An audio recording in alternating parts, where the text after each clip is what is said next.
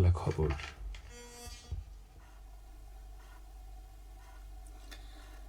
আসসালামু আলাইকুম। আজ রবিবার, পহেলা ভাদ্র, ২রা রবিউল আউয়াল, ১৬ই আগস্ট। বাংলাদেশ বেতার, সিলেট। সংবাদ পড়ছি রেজাউল করিম রাব্বি। বাণিজ্য, শিল্প এবং বস্ত্র ও পাটমন্ত্রী খন্দকার আব্দুল মুক্তাদির বলেছেন, পরিবেশের ভারসাম্য রক্ষায় সরকারের ৫ বছর মেয়াদী পরিকল্পনার আওতায় সারা দেশে ২৫ কোটি গাছ লাগানো হবে। এর অংশ হিসেবে সিলেটে আগামী ৫ বছরে অন্তত ১,২৫,০০,০০০ গাছ লাগানোর লক্ষ্যমাত্রা নির্ধারণ করা হয়েছে। গতকাল সিলেটের বৃক্ষরোপণ অভিযান ও বিভাগীয় বৃক্ষমেলার উদ্বোধন অনুষ্ঠানে প্রধান অতিথির বক্তব্যে তিনি এসব কথা বলেন। বাণিজ্যমন্ত্রী বলেন, জেলার বিভিন্ন খাল, জলাশয়ের দুই পাশে গাছ লাগানো হবে। পাশাপাশি বিভিন্ন উন্নয়ন প্রকল্পের সঙ্গেও বৃক্ষরোপণকে যুক্ত করা হবে। সিলেট সিটি কর্পোরেশনের উদ্যোগে প্রায় ১৭ কিলোমিটার সুরমা নদীর পাড়ে দুই পাশে বৃক্ষরোপণের পরিকল্পনা করা হয়েছে। সেখানেও বিপুল সংখ্যক গাছ লাগানো হবে। সিলেট সিটি কর্পোরেশনের পক্ষ থেকে ২৫ লাখ গাছ লাগানোর লক্ষ্যমাত্রা নির্ধারণ করা হয়েছে বলে উল্লেখ করেন তিনি। সিটি কর্পোরেশনও তাদের নির্ধারিত লক্ষ্যমাত্রার চেয়ে বেশি গাছ লাগাবে বলে তিনি আশা করেন।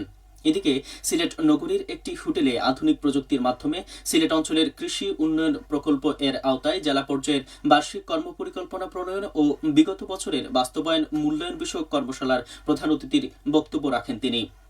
এ সময় তিনি বলেন, সিলেট অঞ্চলের কৃষির অপার সম্ভাবনাকে কাজে লাগিয়ে পতিত ও এক ফসলি জমিকে চাষাবাদের আওতায় আনা, জলাবদ্ধতা নিরসন, সেচ সুবিধা সম্প্রসারণ এবং নতুন ও অপ্রচলিত কৃষিপণ্যের চাষ বাড়াতে হবে। বিভাগীয় কমিশনার মোহাম্মদ মশিউর রহমানের সভাপতিত্বে কর্মশালায় কৃষি সম্প্রসারণ অধিদপ্তরের অতিরিক্ত পরিচালক ডক্টর মোহাম্মদ মুশারফ হোসেন, সিলেট উন্নয়ন কর্তৃপক্ষের চেয়ারম্যান রেজাউল হোসেন কয়াস লুদি, জেলা পরিষদের প্রশাসক আবুল কাহের চৌধুরী শামীম সহ বিভাগের বিভিন্ন পর্যায়ের কৃষি কর্মকর্তা, কৃষক ও গণমাধ্যম কর্মীরা উপস্থিত ছিলেন। রূপালী মৎস্যে নির্ভর দেশ, সবার আগে বাংলাদেশ, এই প্রতিপাদ্যকে সামনে রেখে আজ থেকে সারা দেশে শুরু হচ্ছে জাতীয় মৎস্য পক্ষ। এর উদ্বোধন করবেন প্রধানমন্ত্রী তারেক রহমান। এ উপলক্ষে ১৩টি ক্যাটাগরিতে ১৪ জন ব্যক্তি ও প্রতিষ্ঠানকে দেয়া হবে মৎস্য পদ। এর মাধ্যমে মৎস্য খাতের উদ্ভাবন, বিনিয়োগ ও উৎপাদন বৃদ্ধিতে সংশ্লিষ্টদের আরও উৎসাহিত করা হবে। জাতীয় মৎস্য পক্ষ উপলক্ষে রাজধানী সহ দেশের সব জেলা উপজেলায় নানা কর্মসূচির উদ্যোগ গ্রহণ করা হয়েছে। এর মধ্যে রয়েছে বর্ণাঢ্য শোভাযাত্রা, আলোচনা সভা, সেমিনার, মৎস্য মেলা, সফল মৎস্য চাষীদের সম্মাননা, পোনা চাষ অবমুক্তকরণ প্রযুক্তি প্রদর্শনী এবং মৎস্য সম্পদ সংরক্ষণ বিষয়ক বিভিন্ন কর্মশালা। এসব কর্মসূচির মাধ্যমে নিরাপদ মাছ উৎপাদন, টেকসই মৎস্য সম্পদ ব্যবস্থাপনা, আধুনিক প্রযুক্তি নির্ভর চাষাবাদ এবং মাছের পুষ্টিগুণ সম্পর্কে জনসচেতনতা বাড়ানো হবে। উল্লেখ করা যেতে পারে, বাংলাদেশের খাদ্য নিরাপত্তা, পুষ্টি, কর্মসংস্থান, দারিদ্র্য বিমোচন এবং বৈদেশিক মুদ্রা অর্জনের মৎস্য খাত গুরুত্বপূর্ণ অবদান রেখে চলছে। এই খাতকে আরও আধুনিক, প্রযুক্তি নির্ভর ও রপ্তানিমুখী করতে সরকার ধারাবাহিকভাবে বিভিন্ন উন্নয়ন কর্মসূচির আয়োজন করে যাচ্ছে। এদিকে সুনামগঞ্জের শান্তিগঞ্জে আজ থেকে শুরু হচ্ছে জাতীয় মৎস্য সপ্তাহ ২০২৬। এই উপলক্ষে উপজেলা প্রশাসন ও মৎস্য দপ্তরের উদ্যোগে ৩ দিনব্যাপী বিভিন্ন কর্মসূচি গ্রহণ করা হয়েছে। কর্মসূচির প্রথম দিনে উপজেলা পরিষদের সম্মেলন কক্ষে আলোচনা সভা, ব্যানার, ফেস্টুন সহ র্যালি ও অনুষ্ঠানের উদ্বোধন ও মাছের পোনা অবমুক্তকরণ করা হবে। অনুষ্ঠানের প্রধান অতিথি হিসেবে উপস্থিত থাকবেন সংসদ সদস্য মোহাম্মদ কয়সর আহমেদ। আগামীকাল কুতুবপুর কুমারডাউল মৎস্যজীবী সমবায় সমিতিতে উন্মুক্ত জলাশয়ের মৎস্য সম্পদ সংরক্ষণ ও বৃদ্ধির বিষয়ে মতবিনিময় সভা অনুষ্ঠিত হবে। এছাড়া মঙ্গলবার উপজেলা পরিষদের সম্মেলন কক্ষে রচনা প্রতিযোগিতা, পুরস্কার বিতরণ ও সমাপনী অনুষ্ঠানের মধ্য দিয়ে শেষ হবে এই কর্মসূচি।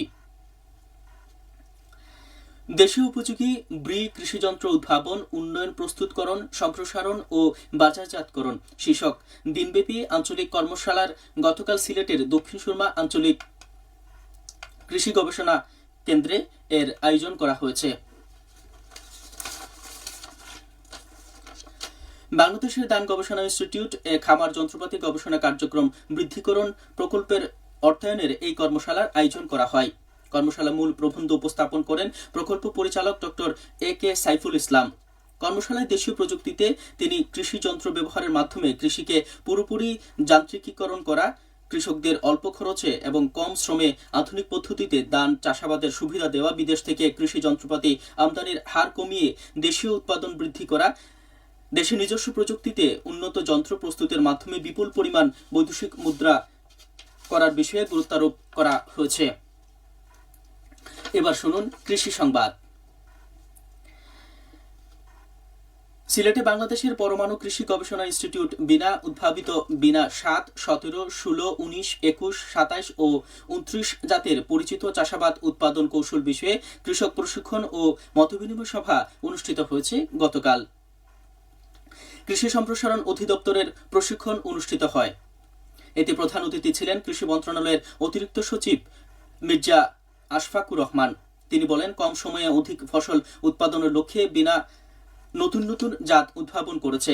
সঠিকভাবে চাষ ও পরিচর্যা করলে এসব জাত থেকে কৃষকরা অধিক ফলন ও আর্থিক ফল লাভ করতে পারবেন। একই জমিতে স্বল্প সময়ে একাধিক ফসল উৎপাদনের সুযোগও তৈরি হবে।